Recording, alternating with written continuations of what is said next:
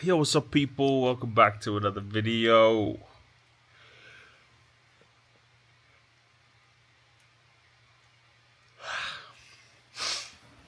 It's vlog numero. Uh, don't know how to say it in Spanish. Have to learn. Question: what is 37 in Spanish?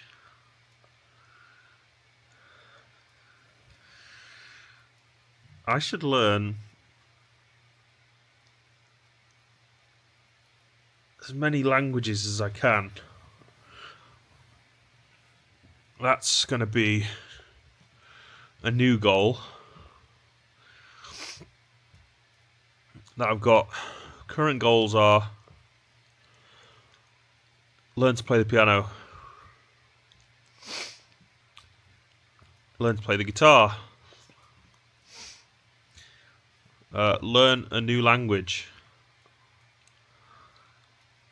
I was thinking of starting with Spanish.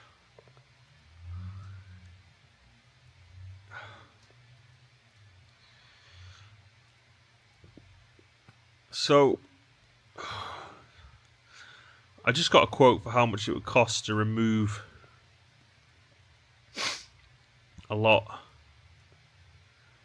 of the stuff from my house. And they've quoted me £355.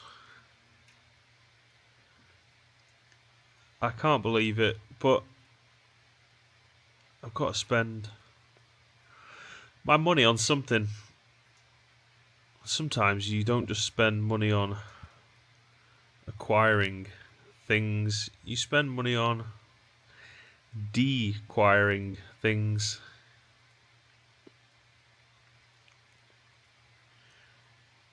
And that's exactly now what I'm going to be doing moving forward. I don't want to acquire anything. I don't want anything. I don't want to own anything. I don't like owning anything.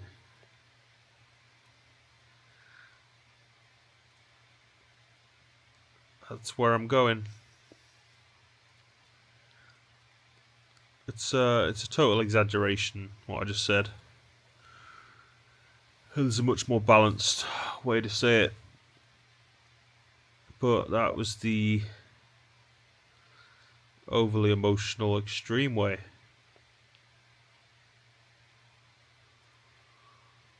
So, I'm looking at this picture of Jimi Hendrix.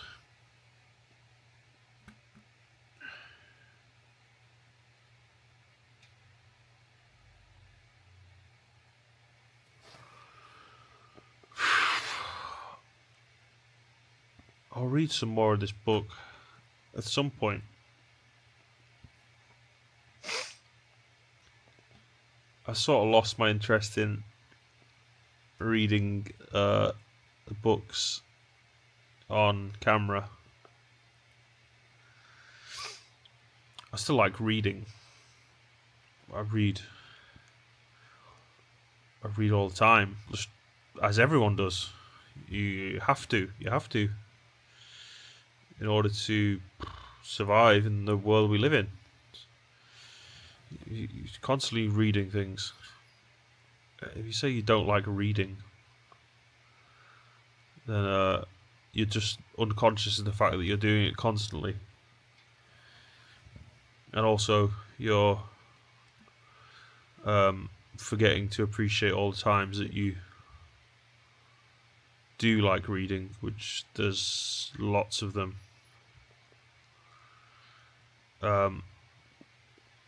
So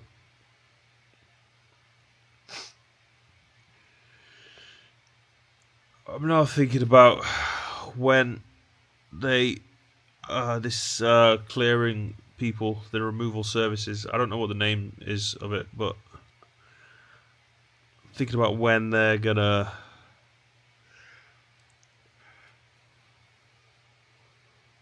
think about when they're gonna come over in order to take the stuff out.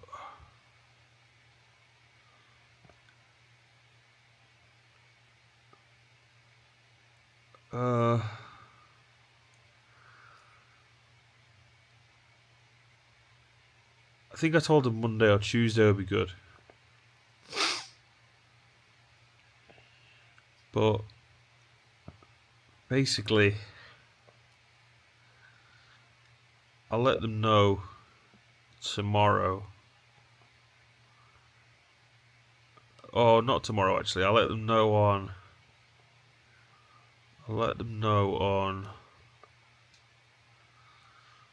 Saturday.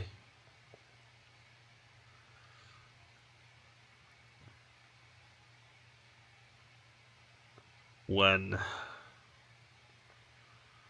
to come and take the stuff.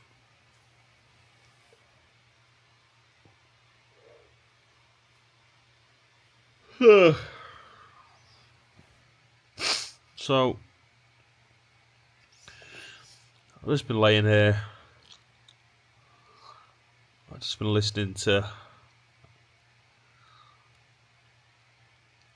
conversation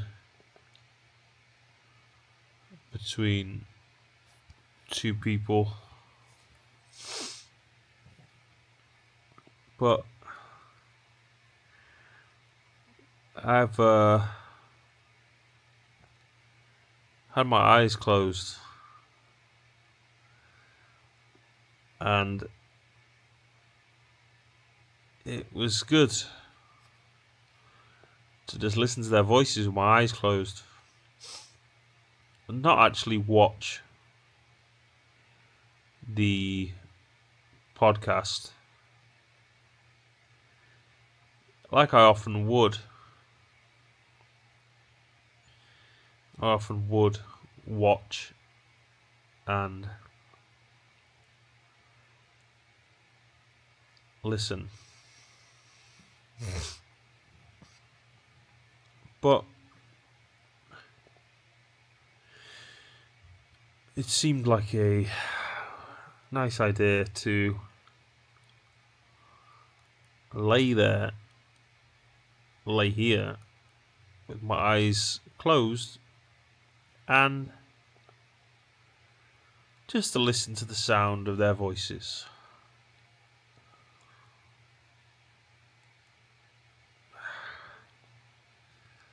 Seemed like a good idea, and it was a good idea.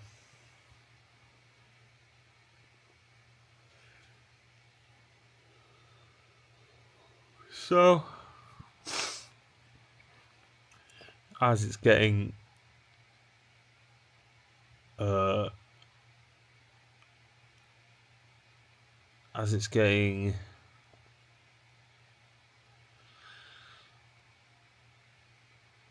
as the time is progressing with the current day,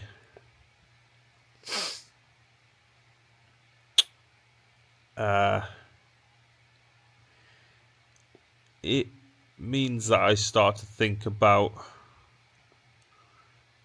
what is going on tomorrow. What is going on tomorrow is that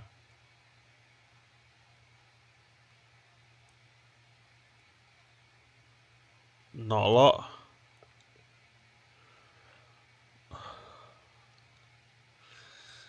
Just going to be up to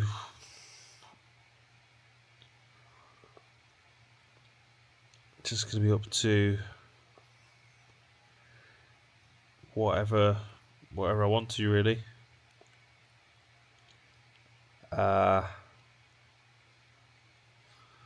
So it's not really worth thinking about.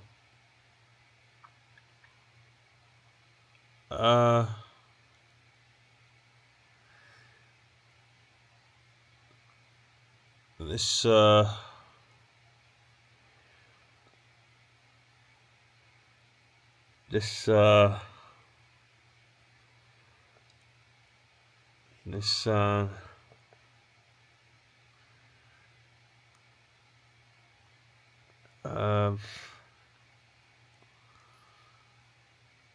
Sad.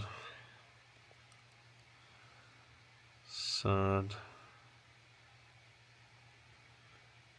It's sad. It's sad. It's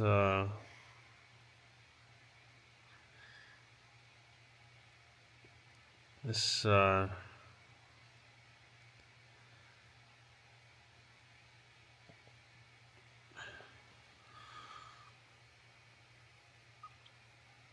This is not really the place nor the time for any kind of discussion whatsoever.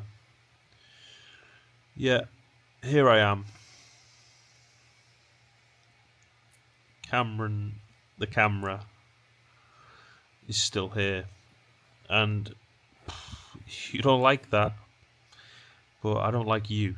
So, sorry. I actually prefer Cameron the camera.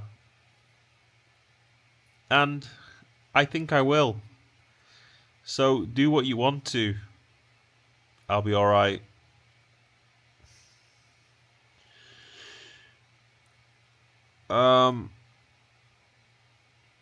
It's worth. It's worth. It's worth. It's worth. It's worth. It's worth. It's worth. It's worth.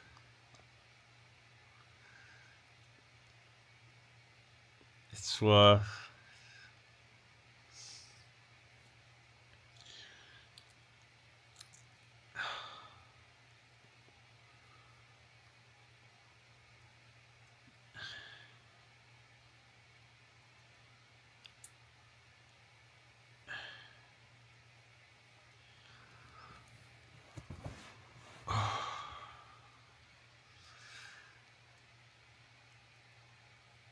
It's all great. You just have to know the worth of what it is. That is so great. You know that. What the worth is of it is. That is so great. Is that it's not to do with what happens. And it is to do with what happens. Not to you.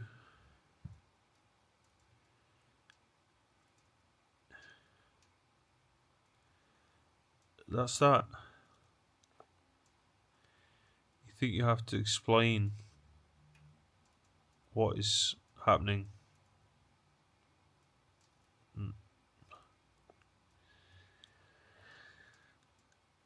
For who? For Cameron the camera. He's not saying anything. He's a camera. But you think I have to explain to you what I'm saying. And you're what exactly?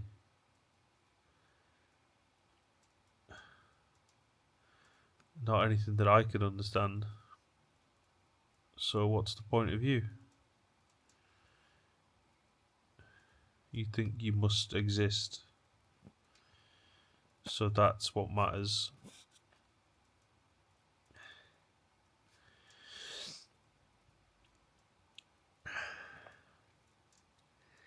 I don't think like that.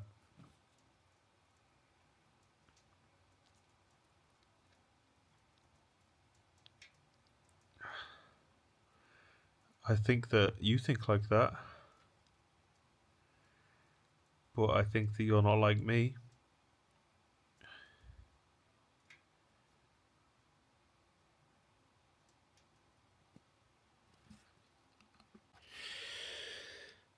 I don't have to get up.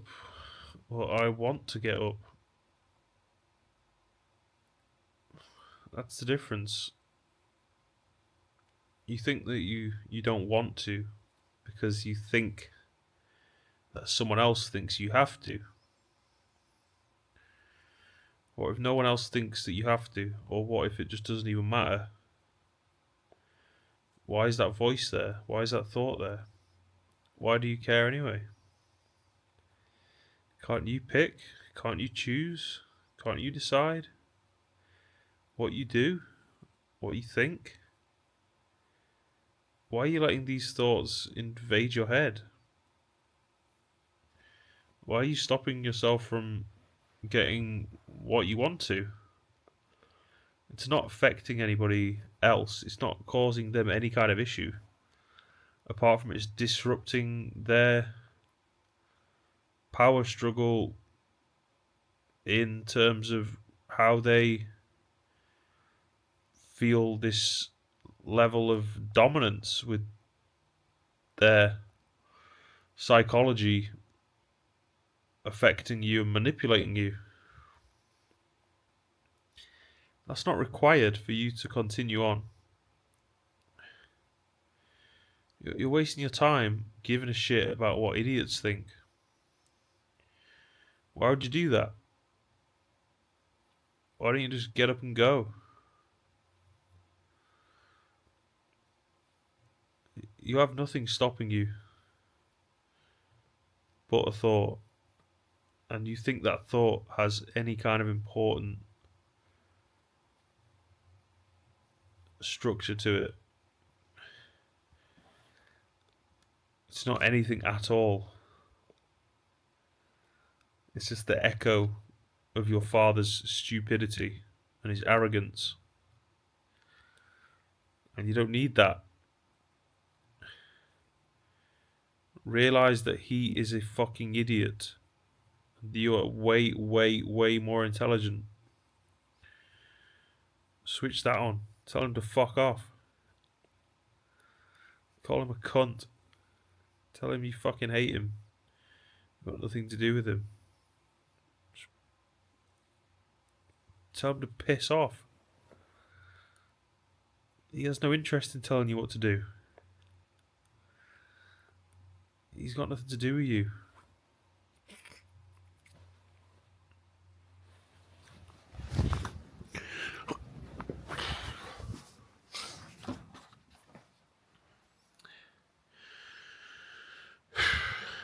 You write the story of your book, and I write mine.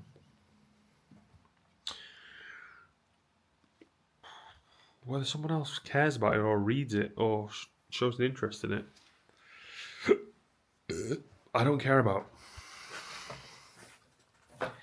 It's nice if people appreciate the work you do.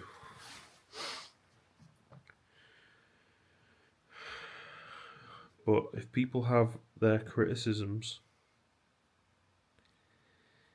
they can keep them to themselves or discuss them in private. And they can think that it matters. They can think that it's important, and they can think that it's going to have an effect on the person that they talk about. But they might just be shocked to find out that they don't care at all. They're not interested. And they're on to the next.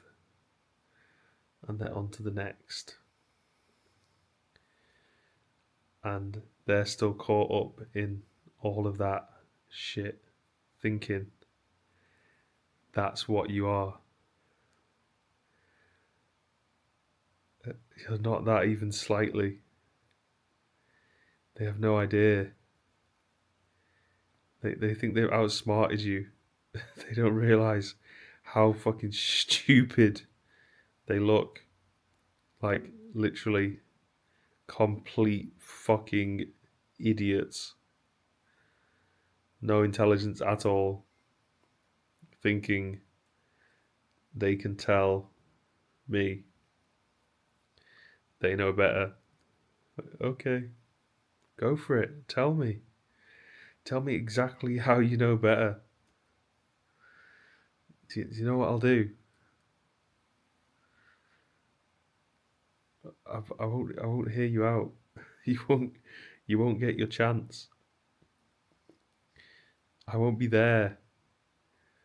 You'll just have to go round and round in your head, being all annoyed about it. Yeah. So, who who who's the one who's being told? It's like you have to deal with those thoughts, and like you think you're having an effect on me. Okay, keep thinking that, idiot.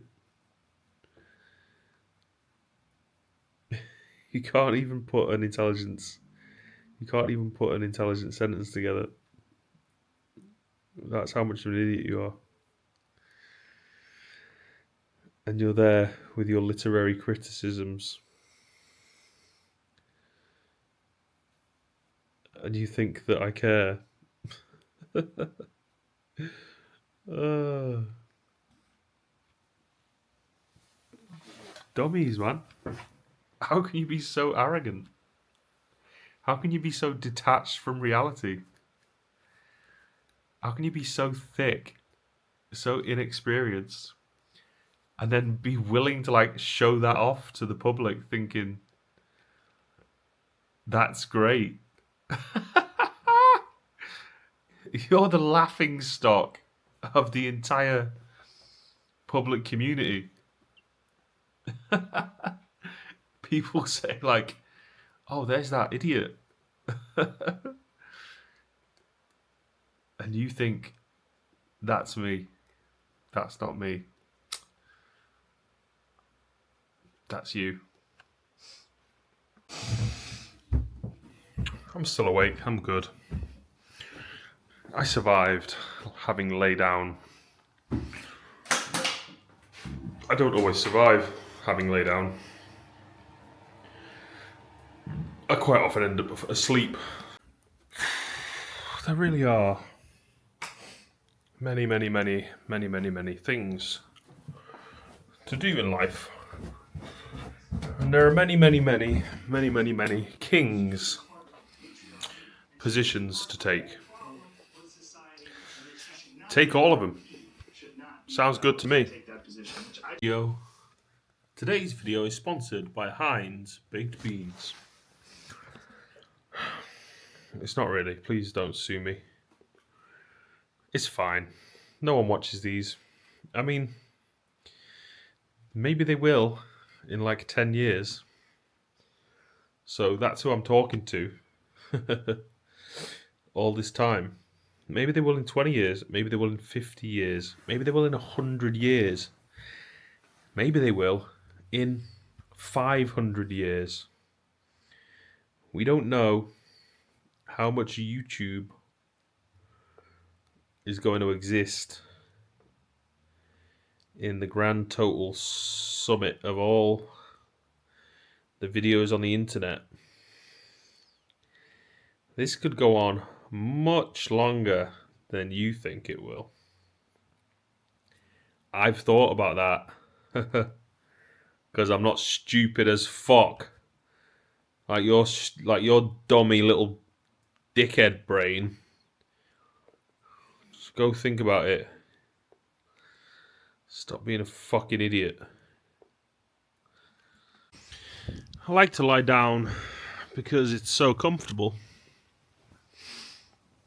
And because down here you're with a different kind of feeling.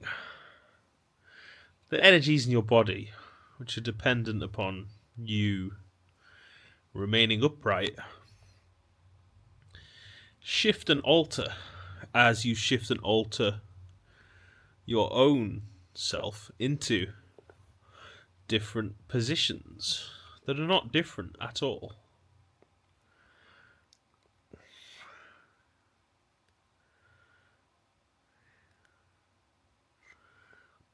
That is the key to yoga.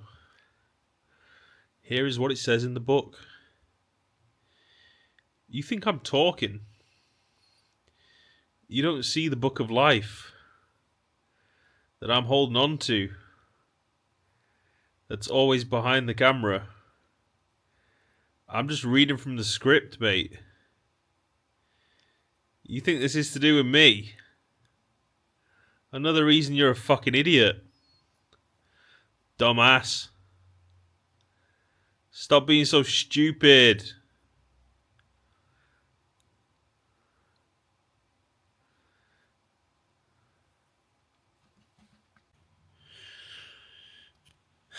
If someone is just impressed by another person just sharing their thoughts, then that person who's impressed must be such a fucking moron.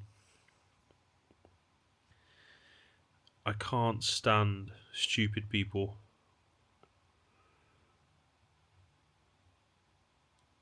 I have no time for them. The only time for them is for me to tell them, you are a fucking idiot, shut up. That's all I've got. So, if you're watching this and you know me, and I've got no time for you, it's because you're a fucking idiot. I'll tell you here, right now, for free. Go and educate yourself. Stop being so fucking stupid.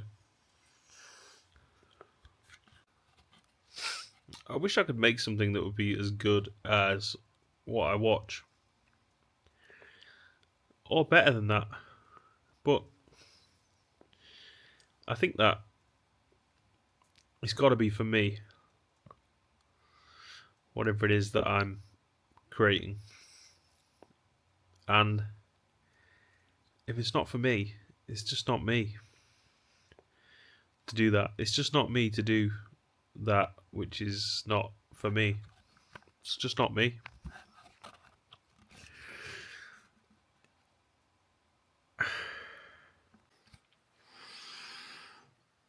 It's 3 a.m.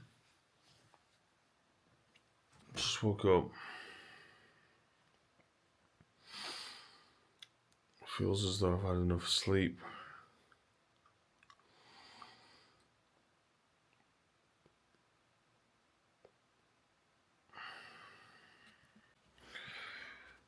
I don't think I really want to be up at this time. But then, what am I going to do? Can't really seem to stop yourself from sleeping when you want to, from being awake when you're finished with the sleeping. I've finished with the sleeping, at least for now. So I'd better get up, find something to do. Now, what am I going to do at 3 a.m? Well, that's a good question. Well, we live in the world now where we have computers. If you're going back a long time,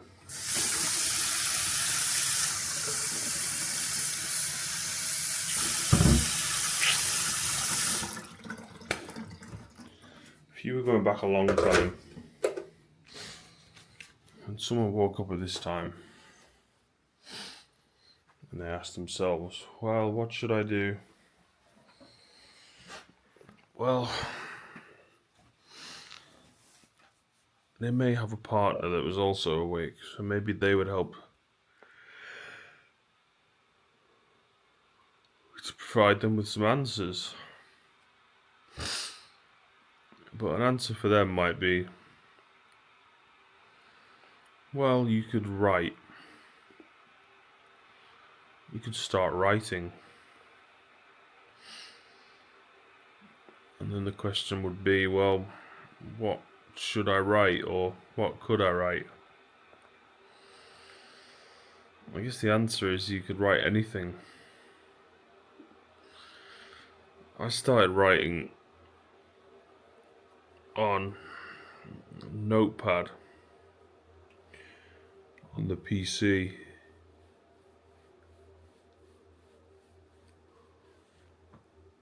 not too long ago. Just started putting together a random story that I was just making up as I went along.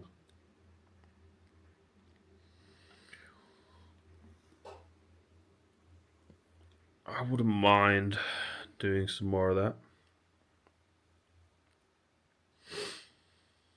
Now the other answer is what can you do at 3 a.m. on a computer? It would be good to be able to do something that wasn't just pure procrastination. Now, the idea or the concept of procrastination itself is kind of a moot point. I don't really necessarily agree that there is such a thing as procrastination. I think there's an ever evolving hierarchy of priorities that each individual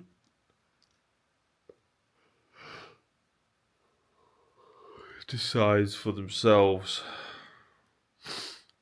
as it appears before them as to what it is they're going to do. But it doesn't seem obvious to me to think that there are absolutes and fundamentals in terms of how a person structures their priorities as to being that one is more important than another. So that means what I choose to do on my computer at this time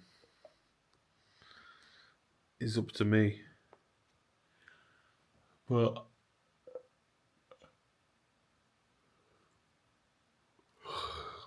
the reason that I talked about what it'd be like way back when compared to now is that before computers,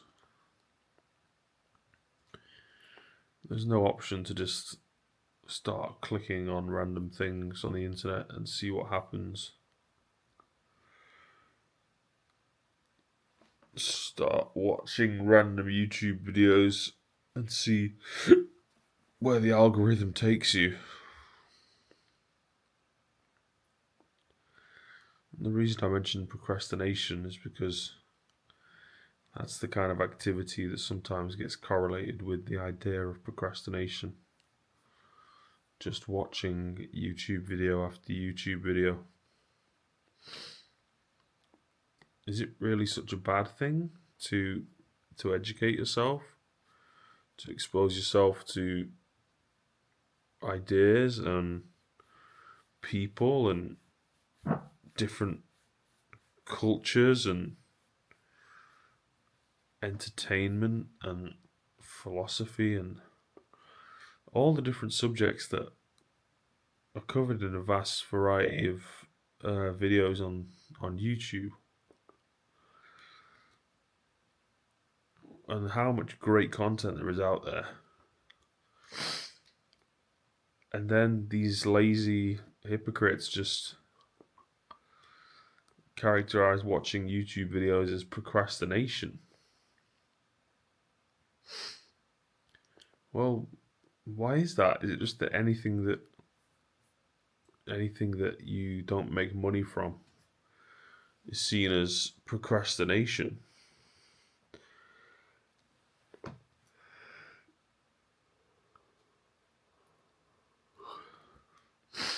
As if money is the most important tool by which to measure your own success.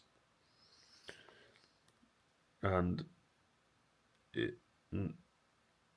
why isn't the most important tool by which to measure your success your contentedness within your own self? your your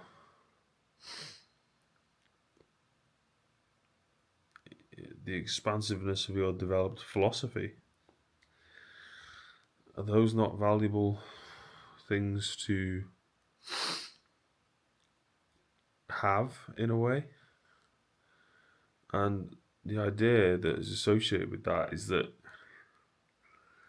if they're not physical and measurable, then not only do they have no perceived value to another person, but they have no value at all. And that just shows the ignorance or the inability that a person can have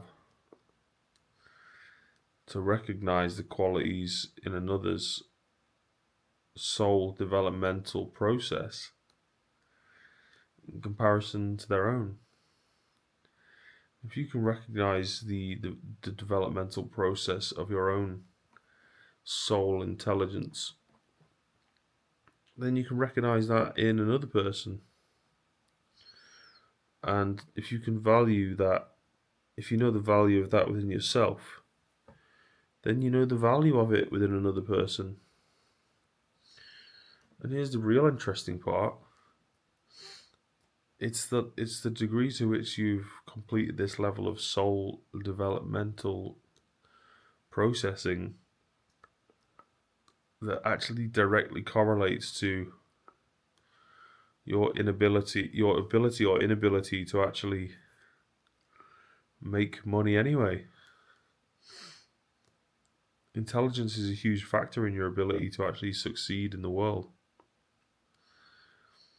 People are much more likely to want to support you and reward you if they feel nourished mentally, physically, emotionally, spiritually by your presence. Nobody wants to support somebody who tells them that their inner values have no value and don't even exist. Why would they want to support that person? If they don't want to support that person, then they would more than likely not want to give them any money. People directly support people with their pockets and their pay, their own financial resources that they gain. They choose to part with in order to support somebody whose team they're on, or somebody who they feel personally enriches their life, not financially, but through their words, through their actions, through their presence, through their own development. So it's not just as straightforward as to think that financial resources and spiritual development have no correlation at all. That's an incredibly oversimplified way to look at life, and it makes it kind of sucks the soul out of what could be such a brilliant exploration in terms of like spirituality meets business. And I think it's completely fair to think like that. So, what am I doing on the internet at 3 a.m.? Is whatever I want to, really, firstly. But it's also not a lot, really. I tried at one point to look for some kind of like online work that I could do. When I say work, I mean something that actually pays. But But once I started looking into that as a realistic opportunity, I started to think more and more that I have no interest in that actually whatsoever, because of what comes along with it, the actual responsibilities associated with that, and the expectations associated with that. I'm not actually that keen on being a part of all these systems that seem, to me at least, somewhat exploitative, even if they are paying good money. There has to be a felt sense for me of doing the right thing, um, spiritually, to be making decisions that I can both understand and defend based on my actual belief that they are morally sound decisions. So there's no amount of money you can even try to give me that would make me do something that goes outside of the scope of what I would describe as the moral justifications for my behavior. I will only do what seems right to me. And I understand that the feeling of rightness, quote unquote, is an ever changing and perpetually shifting position in the way that it's understood over time. I know that it progresses. I know that it changes. I totally understand that, but it doesn't mean that you don't have to make you don't have to take some sort of moral stance in the moment based on what your perceptions are within the context of a certain framework of thinking. So I'm not the kind of person who's quick to give up on my ideals for some kind of monetary return. That has very little impact on the way that I think.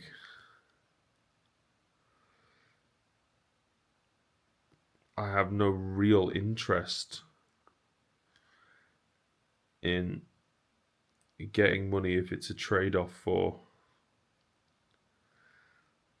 the way that I feel. If getting financial resources means selling a little piece of your soul every time, then you have to question whether that's a worthwhile trade for you. If you lose a little piece of yourself every time you make that decision to make the money, and you feel as if the condition of your actual self is deteriorating as a result, then it's most definitely not worth it. There are many ways that you can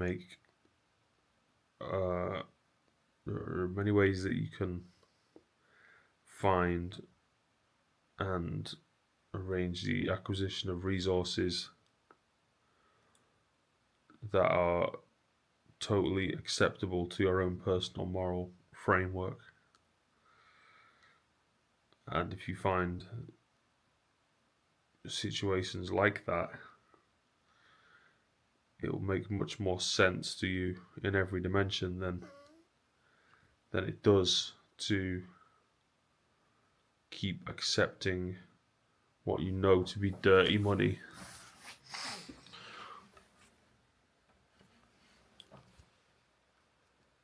Which requires you to become a person that you don't want to be. If you don't do that, you don't have to become a person that you don't want to be. And that means you get to be who you are. And it means you get to be who you want to be. And that's much better for you than having all the riches of the world. Don't forget, the temptations of success are called temptations because they have the ability to corrupt. And you have to be of stronger stuff than to be corrupted. And it's not like you won't be offered the temptation. You most certainly will. It's all around. So you got to make a decision. Am I going to be on my own team and stand by my own ideals? Or am I going to give myself away piece by piece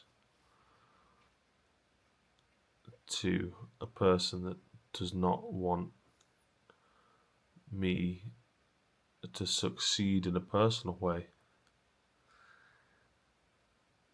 They just want to get what they want in order to progress their dictates.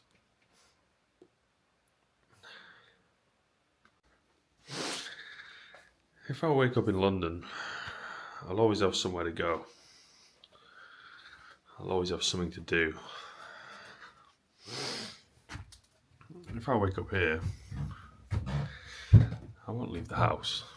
I'll just stay in on the computer. Because out there's just not a lot really going on. That's the big difference. That's why I'm moving.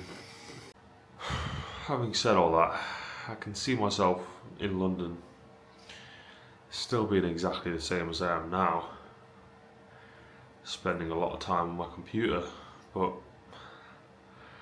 I think that's just the day and the age that we actually live in.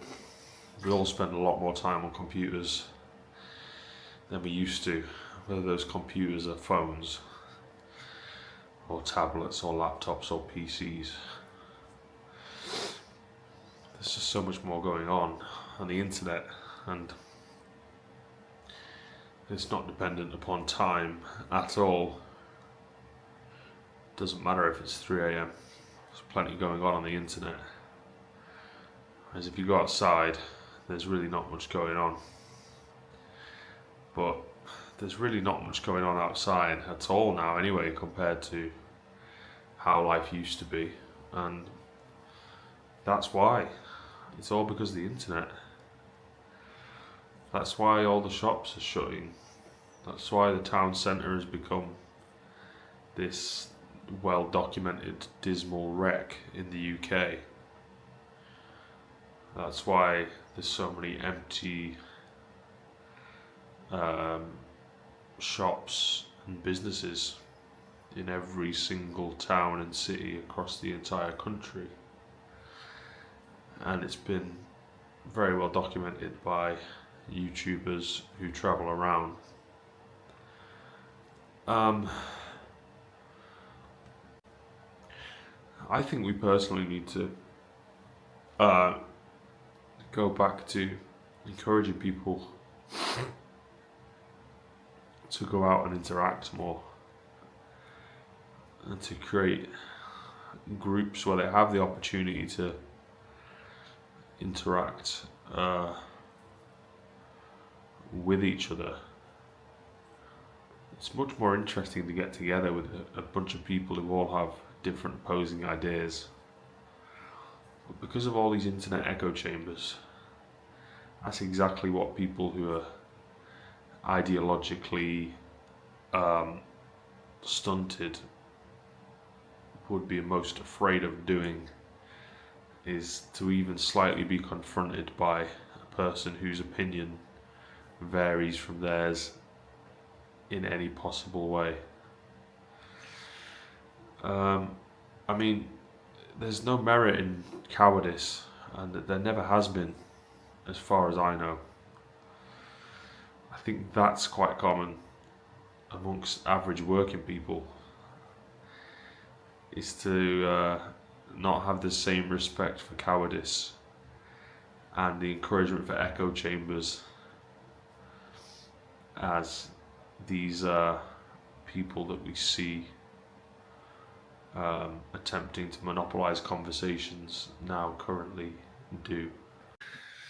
For me, all that makes for an interesting person is the variance in their character,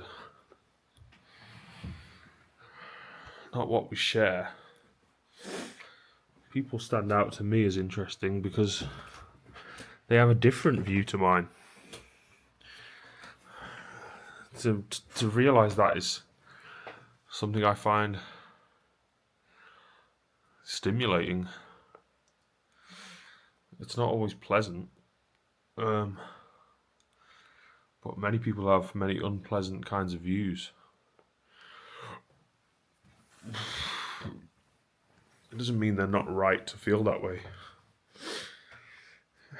It's not always that clear to determine what is right when it comes to opinions. And the reason for that is there is no real right. There's no right. There's no right way to define your personal convictions or beliefs, because they're personal. That means they are akin to you. They are connected intimately to you and your personal experience within your life. So other people can question that for sure, to gain an understanding of it, maybe to even help you gain an understanding of it.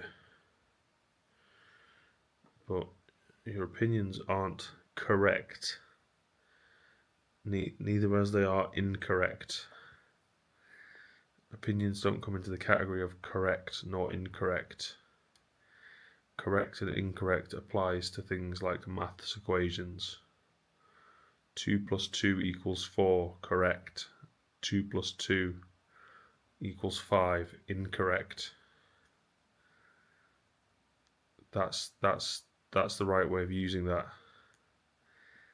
I like the colour purple, correct. I like the colour green, incorrect. That's not the way to use phrases like correct or incorrect, right or wrong. Opinions are not right, nor are they wrong. Someone can say, I disagree with that because personally I like something else. But you're not saying that the person that you disagree with shouldn't think that way or shouldn't feel that way. You're just saying that you think differently or you feel differently. Now, people who are very stupid can't really see the difference. I don't really want to talk to people like that or make friends with them or anything because, well, why would I want to expose myself to people who can't even understand my most obvious intentions? And the response to that may be, well, they're not that, your intentions are not that obvious. But without questioning, how can you determine that? People who don't question are, to me, not very interesting. People who make assumptions are even worse than that. Intolerable to the highest degree. will end up left alone, whether you choose to leave them alone or not, because they're just unpleasant to be around by anyone's standards. If you go around making assumptions about other people, those people that you make the assumptions about probably aren't going to be too happy about it. And I think it's absolutely fair enough that they feel that way. Why would they want to be characterized as something they're not? Why would they want to be misrepresented? Find me someone who likes to be characterized as something they're not, who likes to be misrepresented. I certainly don't. I'm willing to believe there may be someone who would say that they do, but I'm not sure that they actually would when it comes to practical realities. Meet me at the coffee shop. We can dance like you get pop.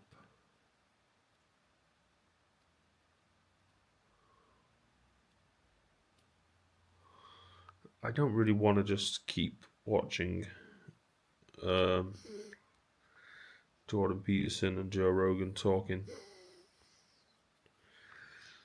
but that's what I'm doing. There must be much more interesting things for me to do.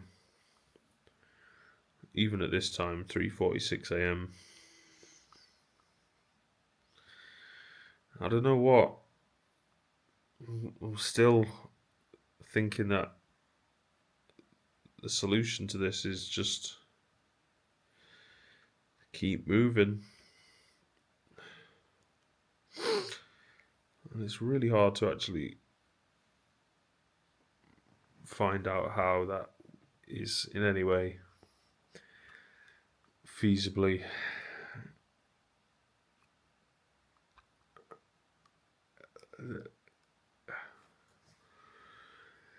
what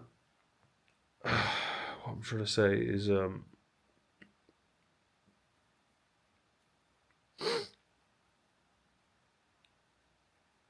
every day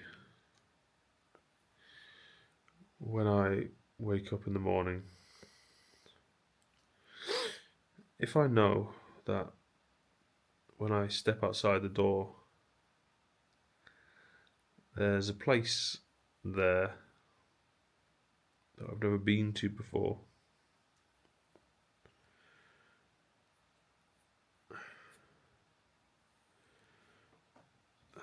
that means that it's quite interesting to do that. Because of the novelty that is there. Seeing different places. At this point, for me, seeing the same places all the time, or the same place all the time, has become so uninteresting that I have no interest in doing it anymore. And I never really did have an interest in doing it. It just ended up being the way that life ended up being lived. And that's not normal because there is no normal. But it's definitely very common for people to just stay in the same place for decades. Yeah, I'm not doing that. There's no way I'm doing that. The only place that I could see myself staying for decades is London, because there's enough going on there for me. There's not enough going on here for me. There's much more going on there constantly. And so it makes sense that I would be in the place where I'm most at demand. I ended up in a place where there's almost no demand for me at all. There is some, but it's taken me having to go through this steady process of working at trying to get people to adapt their basic structure of both their political worldview and their economic worldview. That's created more of a demand for characters like this, and so now the market is there, but the market was always there in the city, which is the capital of culture, and that has been established for decades already. So I started questioning, why am I not just sticking to what it is that is already developed and has much more to gift towards me? And the reason seemed to be these personal ties that kept bringing me back. But there's no ties that are going to do that now, because I'm cutting them all.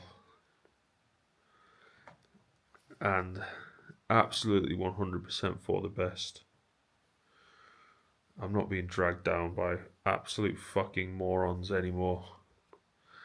Idiots. And for me to keep thinking that I'm doing a service for other people and I'm being there to support them in some way, I'm not interested in doing that for just stupid people.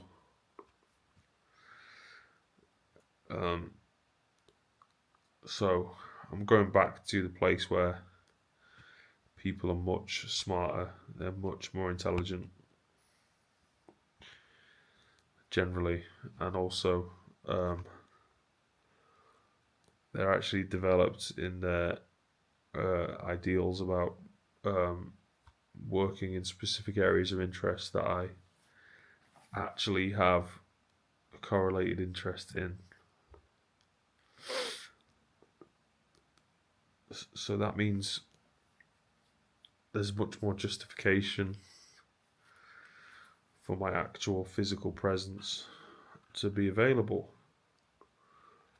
I'll find far more success in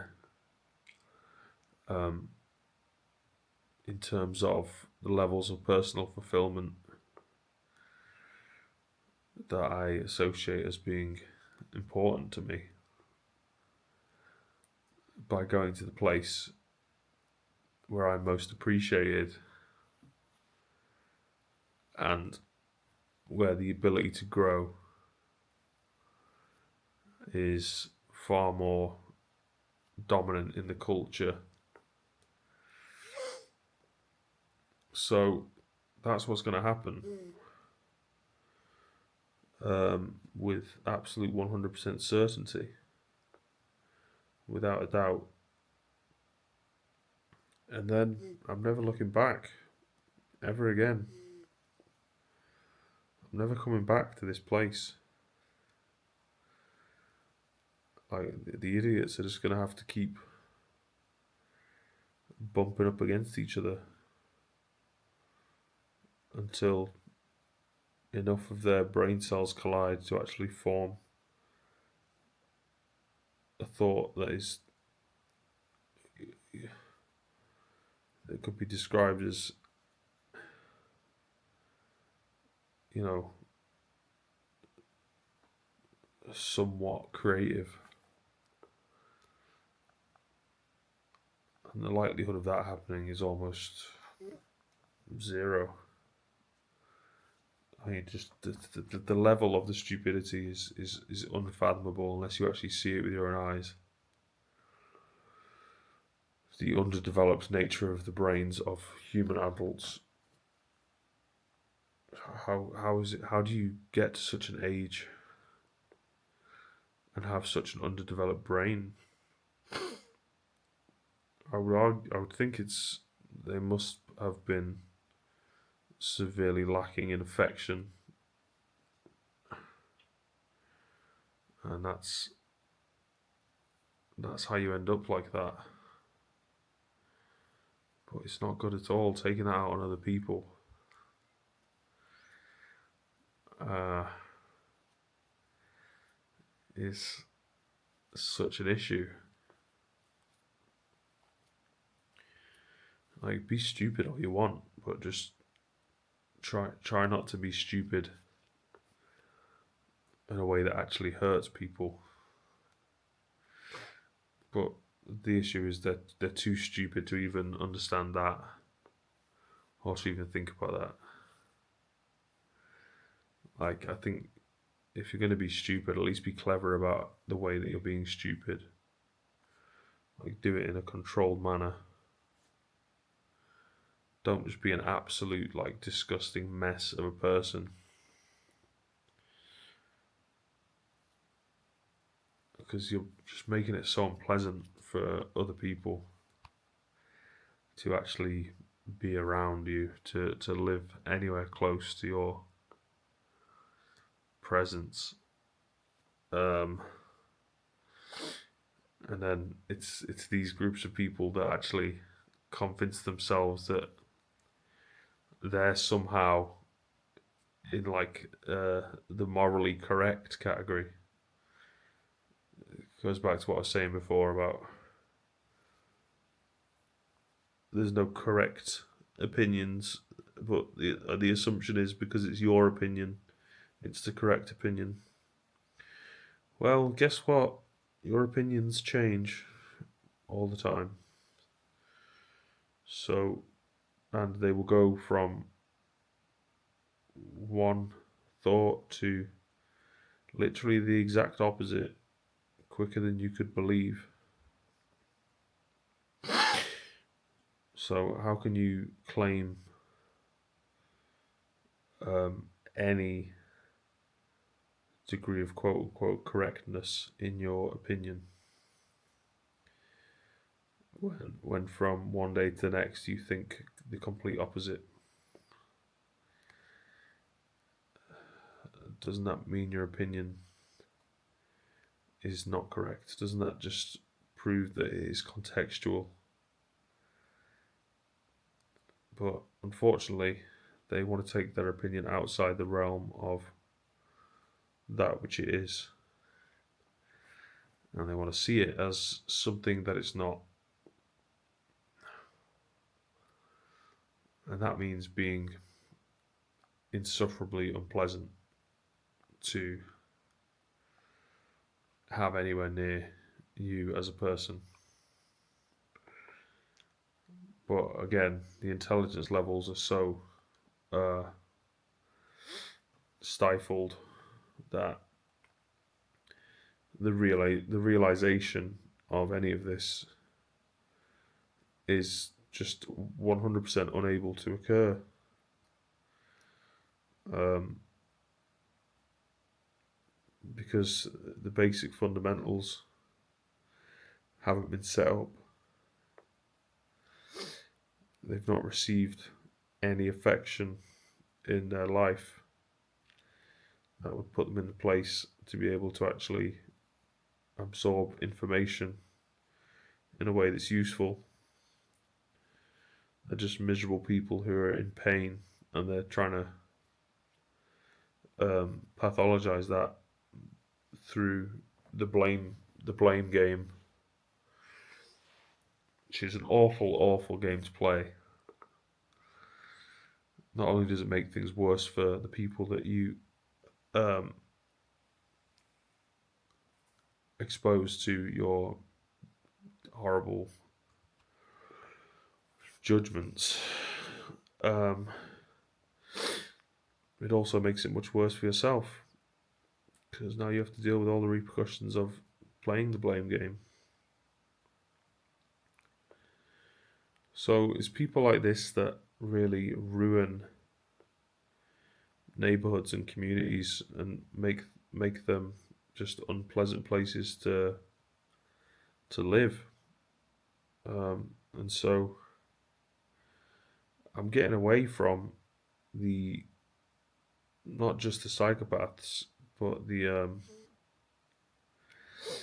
unintelligent people, those without care or affection, those without basic human decency, kindness, those who don't even say hello to their fellow humans in the street, those who don't even strike polite conversation, those who don't even want to see the success of other people because they're just so concerned with their own self-image. These are all the people that are at fault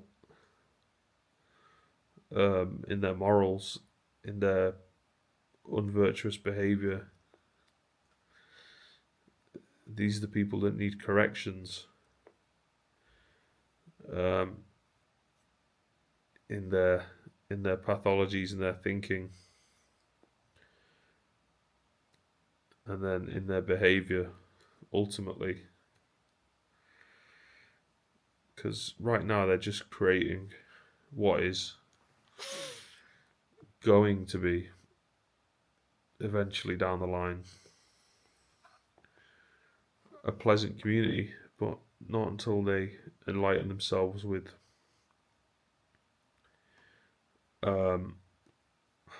much more mental acuity and ability to actually perceive correctly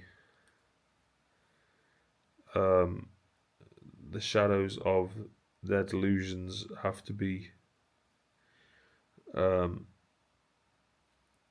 destroyed in the light of consciousness. There's no other way around that. That's the only way this community is going to progress at all. And it means these people have to get out, ultimately. They have to get out, they have to go. They need to actually create social mobility for themselves. And they've got to reposition themselves in the hierarchy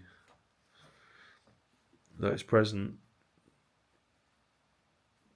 be willing to go back to the bottom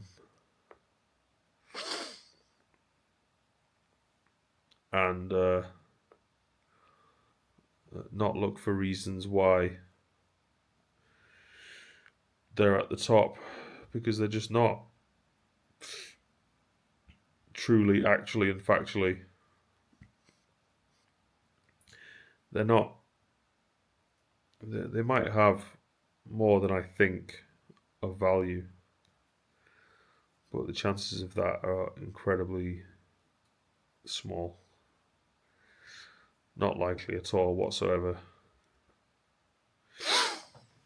So I'm going back to the place where the value is inherent and established, and more than that, accepted in a way that is much more desirable. And that means not having to be around any of these people at all anymore, which for me is an absolute personal victory. I didn't want to be around them in the first place. I just didn't know that they were there. When I discovered their existence,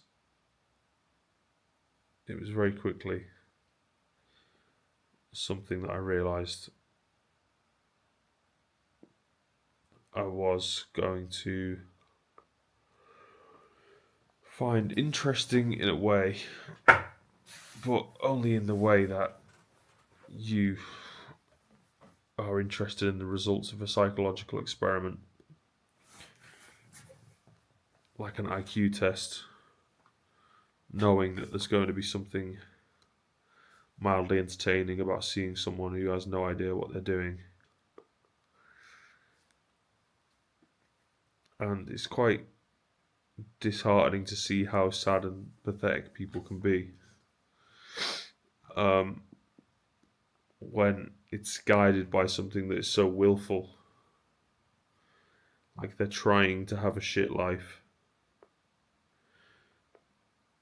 I don't understand why you would possibly want to try and have a shit life.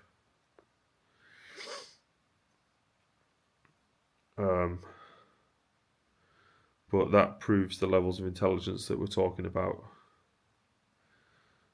that are incredibly low. Stupid people aren't going to understand what it is they're doing that's so stupid. That's part of the inherent problem with being so stupid. They just go round and round in circles, living out patterns of behaviour unconsciously with no idea what it is they're doing or why. And there has to be a logical thought process that's actually engaged for them to start to develop some degree of critical analysis that could actually lead them to a future of possible improvement for themselves and others. That's not going to happen without someone intervening who actually has the ability to see and to point out to all those who cannot see what is so obviously and blatantly there and perceivable by anyone who has functioning senses. So people say things like it's not fair to discriminate against people who have a lack of intelligence.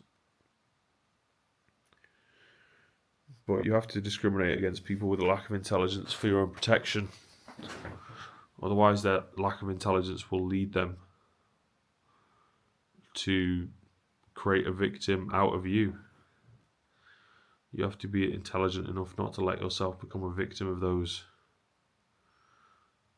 who are lacking the ability to see.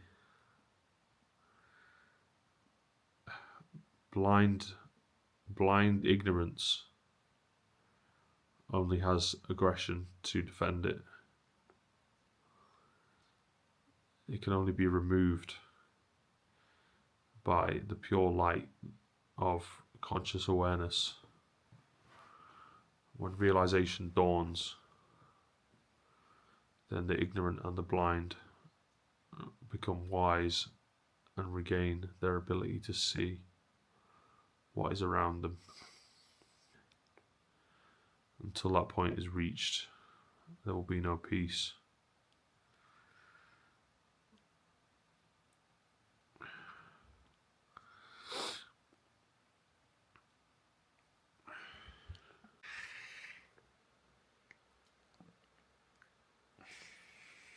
Discontent leads to this content that is here to be explored through the use of the word.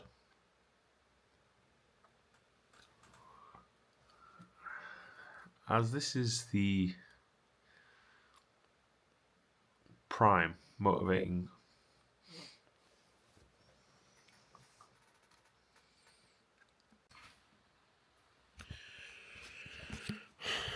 it's coffee time. I'm listening to Joe Rogan talking to Jordan Peterson. And they're talking as they do about issues. And it's good to listen to what they're saying. I'm finding a little bit of relief in just listening.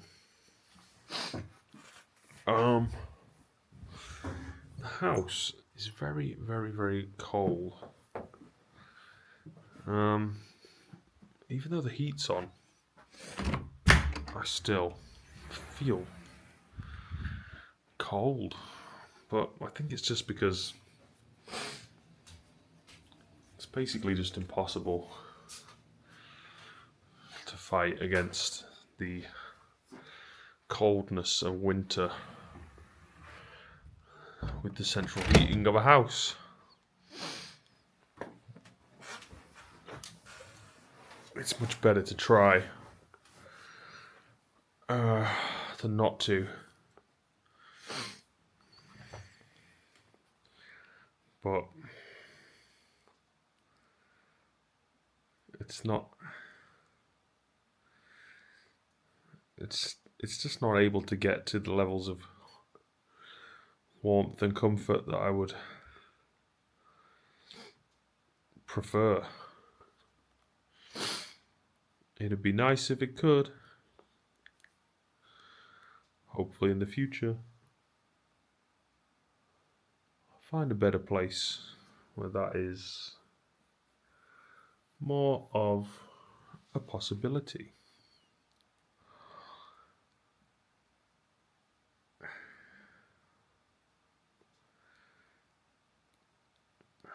I'm looking forward to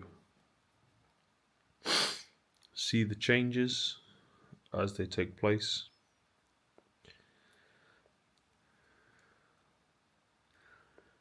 And to not have to deal with the idiots anymore. I'm not a fan of the idiots, as they are so idiotic.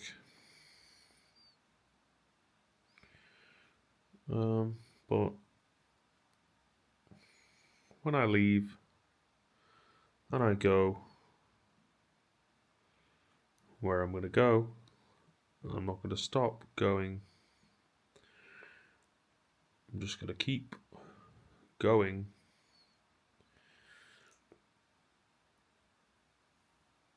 When I get away from here, then everything will be a-okay. I'll explain why. Because once put into motion, I can then, at any moment, if unsatisfied in the place that I'm in, move straight away to a place that feels better. That's it. That's how simple it is. That's how you find relief in life. Don't set yourself up to be stuck in a position where you're not happy. Don't set yourself up to be stuck in a position where you're not okay. Don't set yourself up to be stuck in a position where you're not feeling alright. Not feeling good, even.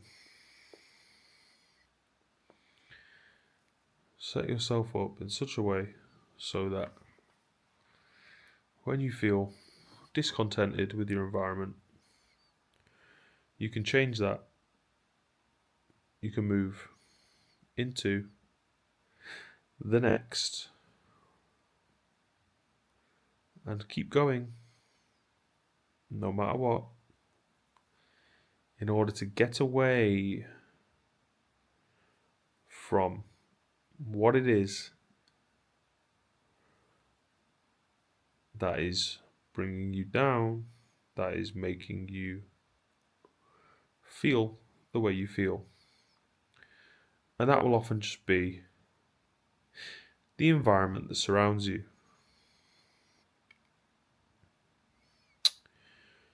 Made up of the individuals who form the groups. This is quite a straightforward way of thinking.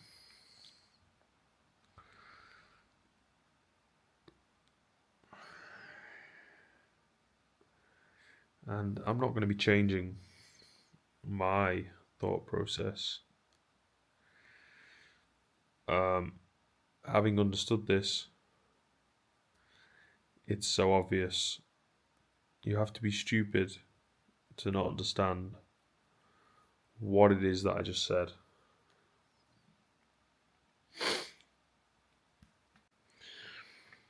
So, where do I go from here?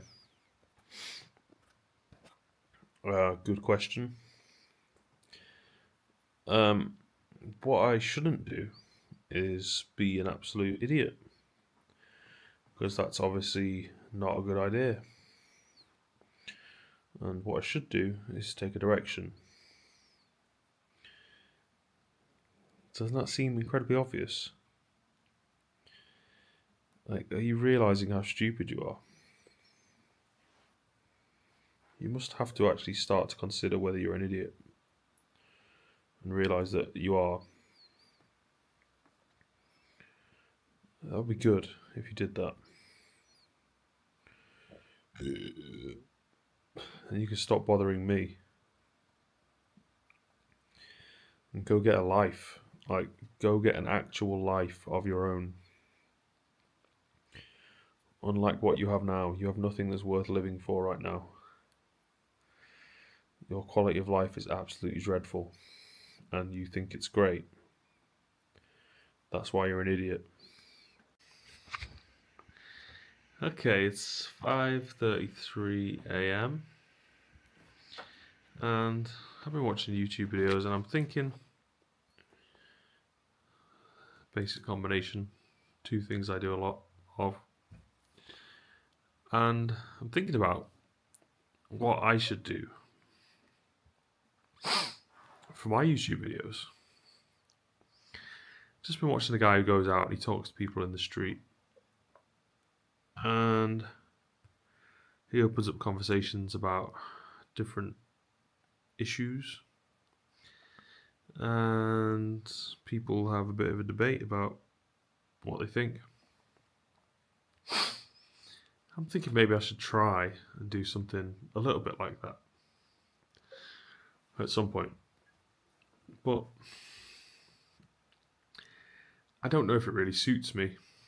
It would be good to try it and to see myself in those kinds of situations. But I'm not really sure where to start or how to start.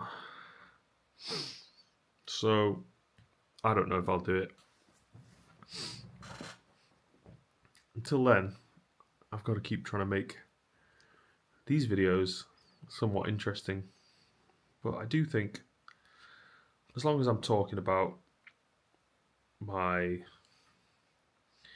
thoughts and feelings and just being honest and sharing whatever it is that's genuine to me in the moment, then that is all I can really do. I can make plans to go and do this or that, and I'm sure I will. But right now, there's not a lot I really can do. It's 5:35 in the morning, and today's Friday. I could go and hop on a train and go somewhere this morning in order to just switch it up a bit. That's a possibility. Do I want to do that? I don't know. I'd say kind of like yes. I'd probably settle on that sort of idea. But am I going to do it? I would say yes. So that's that. Now, why am I gonna go somewhere else? I think I would probably go to Manchester. Not that it's that interesting, because I've done it so many times. But it's something to do that's different. I don't know why I need to do something that's different. I don't. But basically, just because I got paid today, that means that I'm considering going out just for the sake of going out because I can. However, I really, really, really need the money this month to pay for the removal services and also the legal fee that I have to pay. I think that's going to come to around about £435. And then the rest that I have left over, I can spend that on whatever. But I don't really want to spend that on whatever. I want to keep that in order to make sure that I have enough, because I'm not sure if I will have enough to keep me going. But really the question is, what is it that I want? And how do I go about getting it? The answer to that is not that clear, and it's not that obvious. Because a lot of the time, I don't really want anything at all.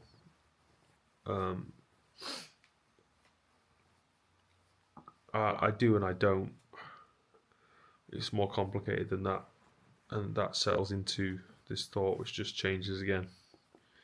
And then I say, yeah, I do want something, so better off to have to adapt to all the changes than to not have to have anything change at all for the sake of trying to preserve some sort of structure of mentality that is akin to ego, the thing that separates you from being able to actually do what it is you really do want and keeps you trapped in experiences you have no interest in whatsoever. So, yeah, that's what I'm going to do.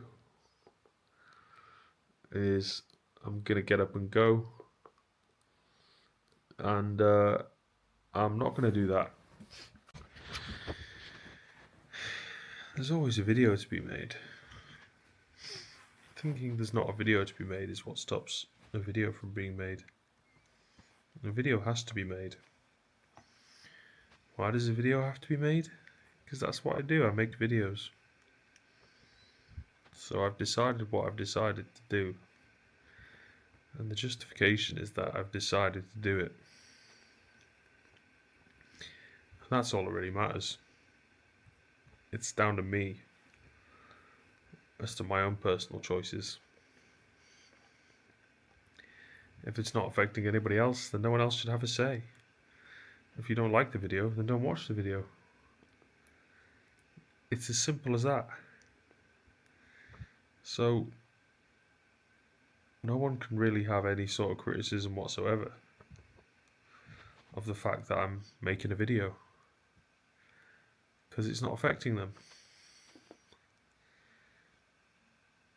If they think it's affecting them in some way, that's because they're watching it, and it's their personal responsibility to stop watching it. It's not my responsibility to stop making it. I'm not going to stop making it because I don't want to. I'm not looking at this YouTube shit anymore. It's just unbearably dreadful. I mean, the levels of depravity, the stupidity, the lack of moral decency, the kinds of people that are up there putting these videos out. Despicable, hideous individuals that I want nothing to do with. Saying that, I'm still going to make my video because I'm not like them. That's why. Just had a good little lie down, shut my eyes for a bit, thought some good thoughts, recalibrated the old thinking structure, and it's good to do that. I've got to keep going back to what it is that makes me feel all right, and I think I know what that is now. I think I've got it pretty well figured out.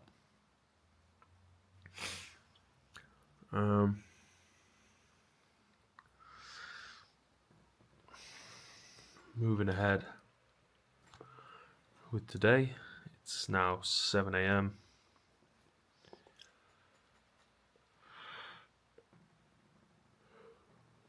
And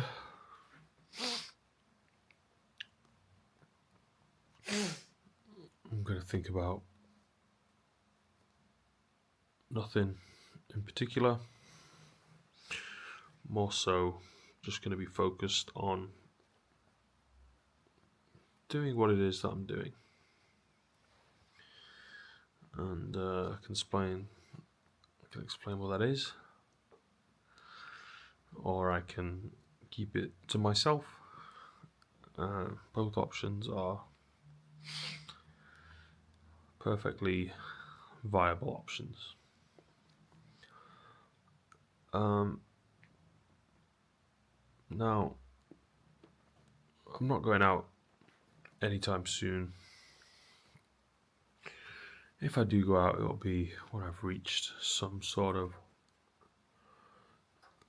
equanimity, found some kind of peace of mind, and when my decision making is in perfect alignment with my activity.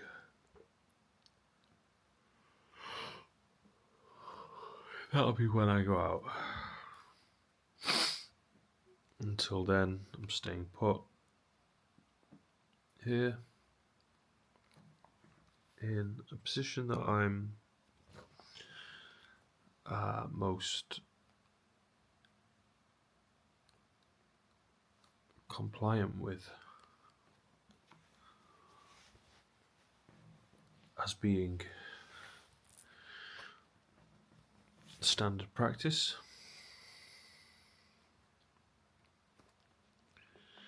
And this picture that is apparent to me is the only real thing I need to keep looking at in order to regain my sense of direction, which will then give me a sort of a focus, sort of a clarity, and then a sort of a decisiveness in action.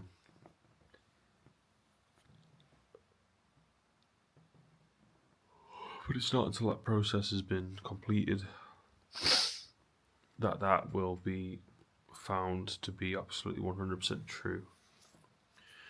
So when that moment arrives, I'll be sure to let you know, and we'll continue on with our flight, and hopefully be landing safely in Barcelona at around 3 p.m.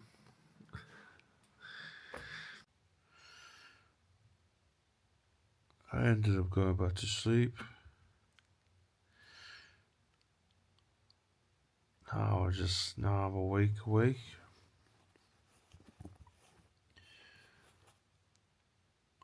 It's 11 a.m.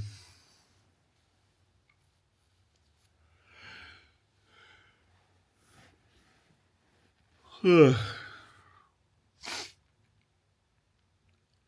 think it's time for me to get up.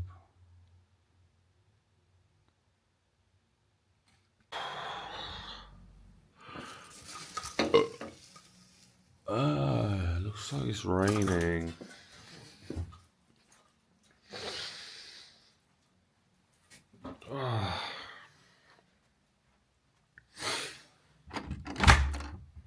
Oh man.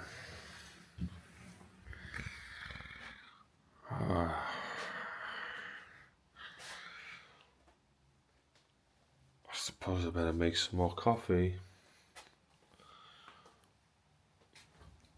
Oh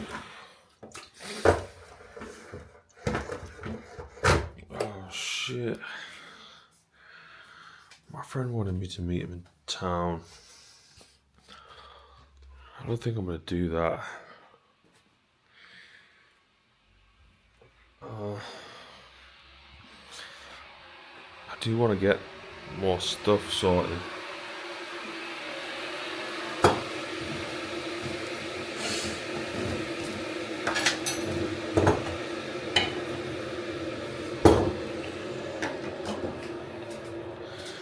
But it's raining right now. See what he says. Just send him a message saying hello. Hopefully he's gonna respond. Oh well, at least I'm up. Got woken up by another friend ringing me. He's in the Lake District with his dad. He said he was on a snowy hill. Sounded pretty good. I think he was quite excited to tell me, but because I literally just opened my eyes, I didn't have much to say. Apart from just like a very groggy hello. Just that kind of thing. Anyway.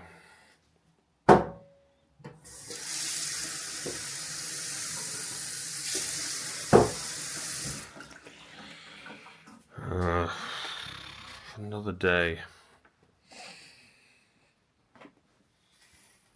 Trying to figure out what to say. Trying to figure out how to get pay. Trying to figure out what I'd like to stay and what I'd like to go away. Another day filled with poetry.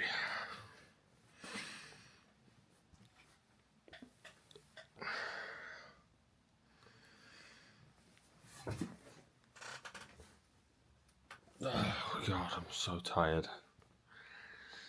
If you keep saying I'm so tired, do you become less tired? Or more tired? Is that a new conspiracy theory? The more that you say that you're so tired, the more tired you become. The more that you say you don't feel good, the more you don't feel good. It might be true. It might be false. It might be both. It might be neither. Something I've come to learn is that true and false are often not the best ways to describe statements of theoretical assertion.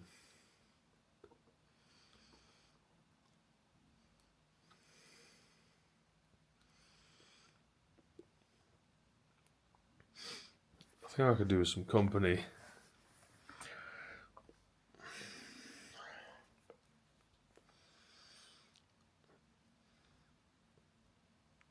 I guess I'll just have to wait for my friend to respond.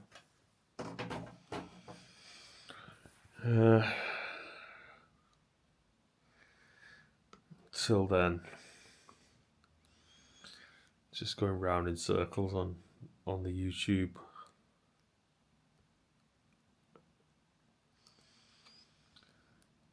Thinking I want to go out, but then not having a reason why.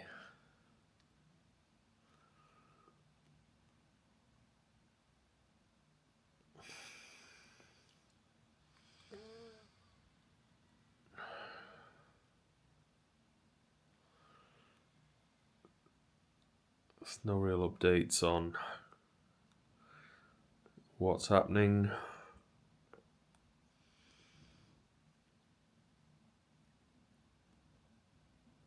Apart from, I guess I need to ring up the legal team.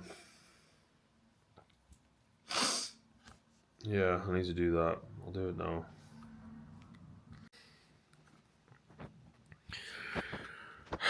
Okay, I just spoke to the legal team. Had to pay them to do an identity check as part of the anti-fraud and money laundering systems that Purple Bricks have in place with their selling process. So it's done now. I just hope that means we can get this sale going. I've also just messaged the lady who came to see what stuff I had that wanted to be taken away,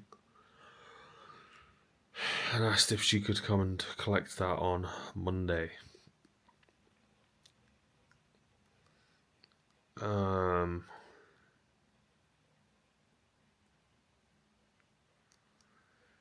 Once that has all been taken, then the photographer can come round,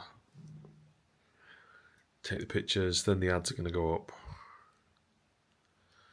Then, fingers crossed with a little luck, the house is going to sell. And hopefully the guy who's going to sell it for me is going to get me quite a lot more money than the other people have told me that they'd be able to get. As I had 3 different estate agents give me different quotes, and they varied quite drastically. So,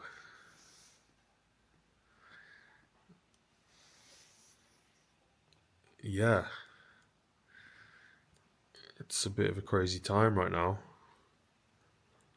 Still very exciting, although I'm somewhat over most of the excitement of just the fantasy of thinking, here's what's going to happen. Now, more just getting the momentary stimulations of just living through the process. But there's nothing that I want more, so I'm okay. I'm good. I'm glad. And I'm going to go get to the place that I really want to be, where there's much more planned for me. And I'll be able to have, once again, that daily pattern of people and places, and people wanting me to help them do what they want to do, people wanting my input with their creative projects, whatever's going on. So I'm going back to that place again, and it's going to be a very different kind of life, but it's going to be very, very good, and I'm looking forward to it. It's actually flipping snowing out there. Or we are fine to say this. Oh, that guy's talking. I keep getting these unusual sort of flashes of thoughts that play out, trying to convince me to just go along with what they want me to do. And it seems very habitual. And then I'll sort of talk a little bit on the camera, and then I'll sort of snap out of it. And then I'll realise what it was I was thinking. And then I'll think, I don't need to do that. I fear currently that I may become one of those people who just buys things and just sells things. Just have something to do. I kind of like the kind of interaction that you can have over a purchase. It's short, and it's most often very polite, because one person has something and the other person wants. and the other person has something the other person wants. Usually, one person has some kind of item, the other person has some money. And so, in order for the exchange to take place, they have to both be respectful and polite to each other, so that neither of them decides to sort of pull out of this sale based on their dislike of the other person's immediately presenting attitude. So both parties are encouraged to be polite during this transaction, and that's reciprocal. It's quite short, but they're left, the person who takes the item is left with a reminder of that person, that interaction. And that's about it. There's not much more to it than that. And then the other person goes ahead and spends the money on whatever they want to. Why is it that I like that kind of interaction that's based on a fair trade, on the shared value of goods? And I think of that as being something I care about more than shallow interactions that have no end goal. I think that's just maybe the point I'm reaching, that seems natural now, to want to get some kind of value out of an exchange, more so just than the words shared, because I have plenty of valuable conversations for free, quote unquote, as it is. So maybe that's just the business mind as it unfolds, is that it seems to become a necessity to monetize or create extra value from interactions, or to limit interactions to that kind of experience. Actually, well, I guess to limit is the right word, actually, because it means to willingly place yourself in the position of being in business, because that's what you do when you place yourself in the position of doing business, is you limit yourself from giving away as much of your time and energy for free, and you put more of a value on it. I'm fairly certain that that could just be the natural progress of life itself, to go from childhood to teenager to adult. But even in saying that, I think the natural urge and inclination towards doing business can actually be spotted at a very young age. I went through my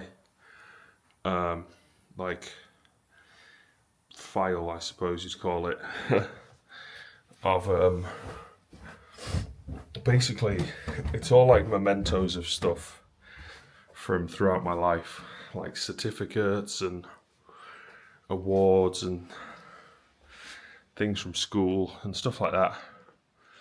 Because I'm clearing out my house, I found it the other day, had a look through it, and I'd written something on there from year 2 saying I like trading items in the shop, something like that.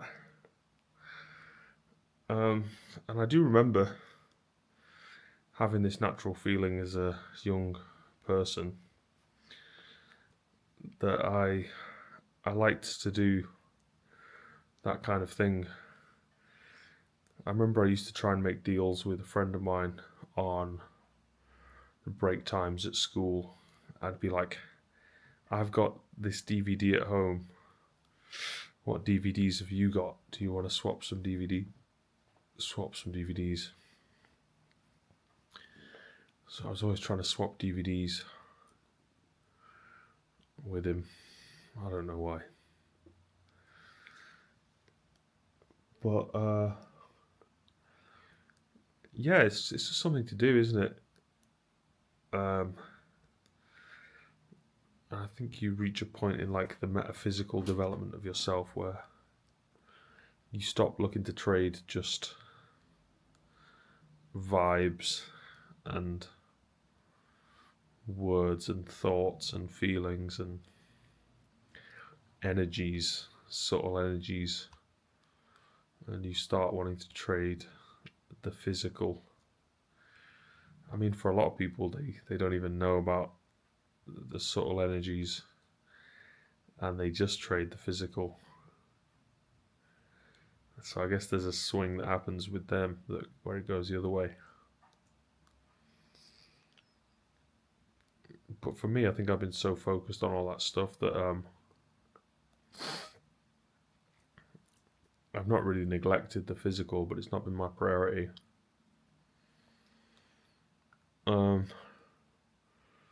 But it's all changing now. And it's thanks to the grace of the good people that I have connected to and with. So I have to say thank you to all those brilliant and beautiful that have supported me, whether directly and knowingly or indirectly and unknowingly.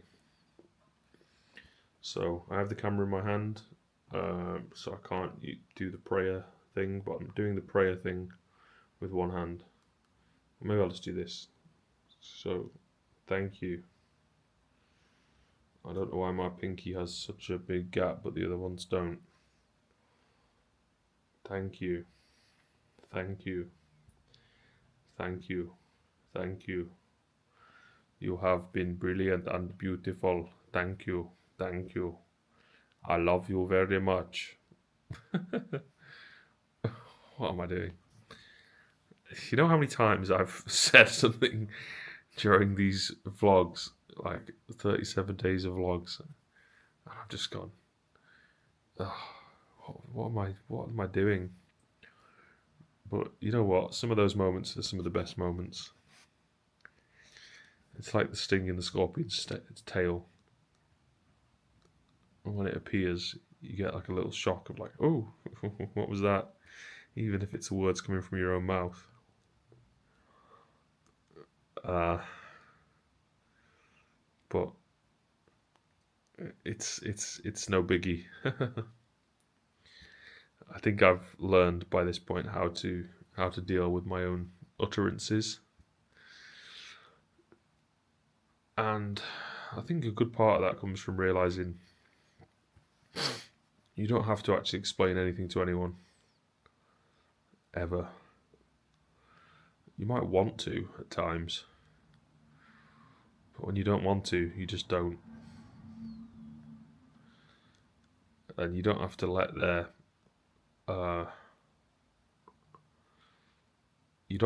their assessments of you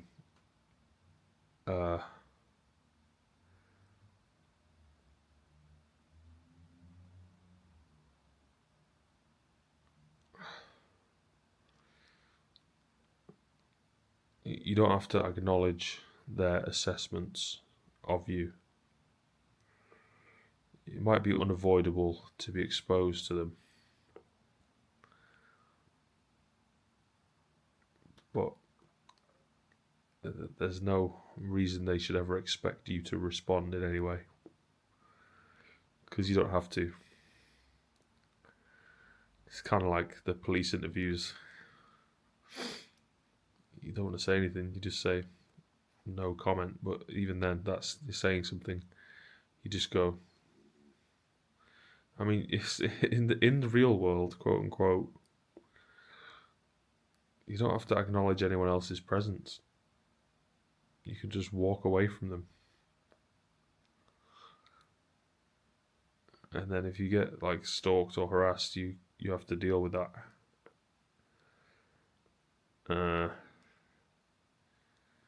But a lot of the time you don't. Okay, I'm heading out.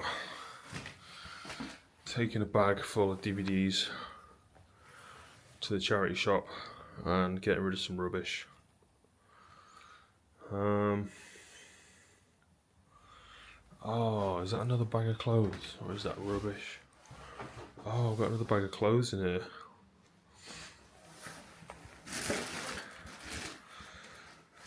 Okay, that one's ready to go. But I'm not going to take it just now. I'll do that later on. I do need to keep reminding myself. Oops. I do need to keep reminding myself that I've got plenty of time and there's no real rush. Not yet. There will be possibly a little bit of a rush once I have like a move out / move in date. But until then, I can still take my time a little bit. Keep just focusing on the daily goal, rather than thinking too far ahead. So yeah, I'm gonna head out, stick my backpack on, get rid of this rubbish, then probably grab an energy drink, then go out to meet my friend in town. Okay, so we managed to rifle through a whole bunch of stuff today and made some good progress on working through the stuff in the house. Some of it's gone in the bin, some of it's bagged up and ready to go, some of it's boxed up ready to go to a charity shop, and then some of it's being taken away. So really good progress. I think we've sort of stopped for now. We're going to have a little break, Yeah, we'll get some but then we'll possibly go back to doing a little bit more, because we have got a little bit more space in the suitcase, haven't we? Yeah. So You fill that with foodstuffs, I think. Oh, no. that's the end of the video. We'll see you again tomorrow. Bye.